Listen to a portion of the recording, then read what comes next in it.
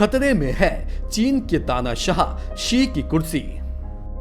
अपनी चालबाजियों को अंजाम देने के लिए चीन भले ही हर वो मुमकिन तरकीब अपनाता हो ताकि वह अपने धोखे की बुनियाद को बरकरार रख पाए।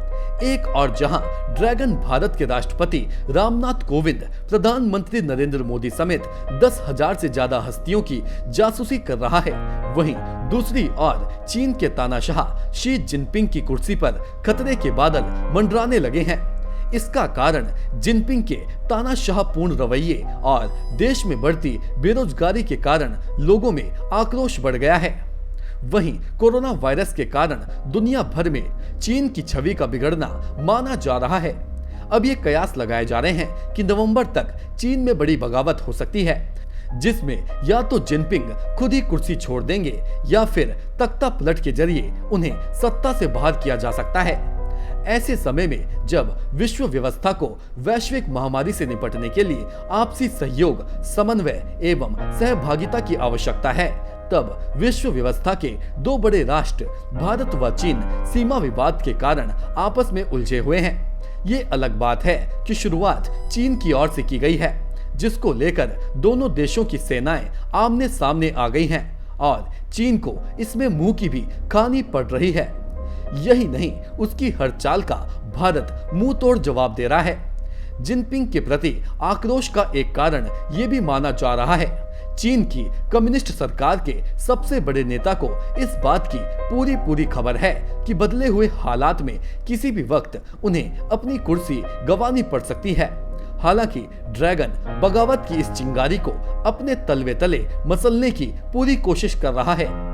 आपको बता दें, चीन के राष्ट्रपति के लिए 2 कार्यकाल तय था, यानी ज्यादा से ज्यादा कोई 10 साल तक ही सत्ता में रह सकता है। लेकिन जिनपिंग ने 2018 में संविधान संशोधन के जरिए इस कानून को ही खत्म कर दिया। पहले जिनपिंग का कार्यकाल 2023 में खत्म होना था, मगर संविधान में संशोधन के बाद अब ये तब तक चीन की सत्ता पर काबिज रह सकते हैं जब तक इनकी मौत नहीं हो जाती या फिर जब तक सीपीसी इन्हें सत्ता से हटा नहीं देती। 1950 में कम्युनिस्ट शासन शुरू होने के बाद से चीन में ऐसे ही राष्ट्रपति का चुनाव होता था।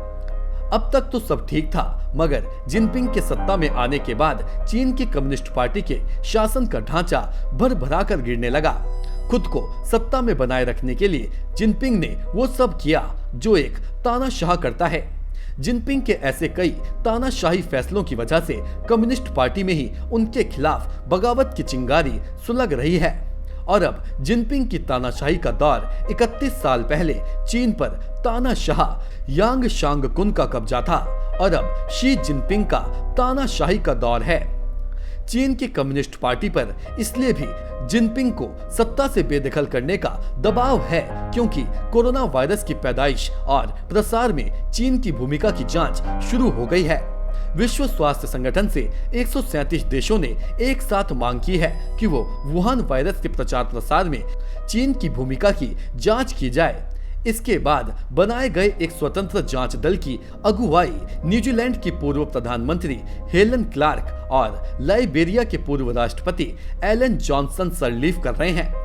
जांच दल नवंबर में अपनी अंतरिम रिपोर्ट सौंपेगा। ऐसे में माना जा रहा है कि नवंबर से पहले चीन में जिनपिंग का तख्तापलट किया जा सकता है। Bureau report, nation one. Nation one की खबरों के अपडेट के लिए आप हमारे चैनल को लाइक करें, सब्सक्राइब करें, पसंद आई वीडियो को शेयर करना ना भूलें और ज्यादा जानकारी के लिए लॉग इन करें www.nation1.tv पर। अधिक जानकारी के लिए आप हमें ट्विटर, फेसबुक पर भी फॉलो कर सकते हैं। तो खबरों की ज्यादा जानकारी के लिए बने रहें नेशन वन के साथ।